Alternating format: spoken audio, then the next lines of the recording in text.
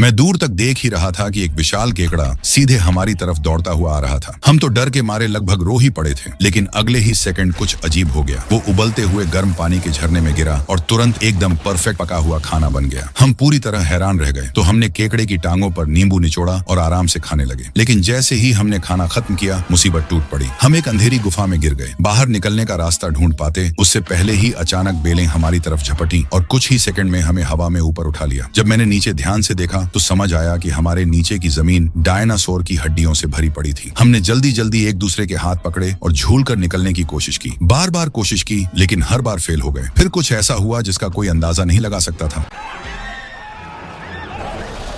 T-rex की नजर बहुत कमजोर थी। उसने सामने की शाखा को ही काट कर चबा डाला। हमने मौका देखा और जंगल की तरफ भाग निकले, लेकिन टी-रेक्स हमारे पीछे ही पड़ा रहा और एकदम क्रिटिकल मोमेंट पर हम एक संकरे लकड़ी के पुल पर चढ़ गए। टी-रेक्स ने अपने भारी पैर से पुल को टेस्ट किया और समझ गया कि वो उस पर खड़ा नहीं रह सकता, तो उसने हमें जाने देने का फैसला किया। मैंने उसे चिढ़ाते हुए कहा कि उसका दिमाग अखरोट जितना भी नहीं है। ये सुनकर टी-रेक्स आग बबूला हो गया और जैसे ही हम ध्यान भटके वो हम पर झपट पड़ा। हम घबराहट में एक गुफा के अंदर कूद गए। अपने बड़े आकार की वजह से टी-रेक्स अंदर नहीं आ सका और गुस्से से पागल हो गया। लेकिन उसी रात हमें एक बहुत ही खास तोहफा मिला। मैंने उसे खोला तो वो एक बहुत बड़ा अखरोट निकला।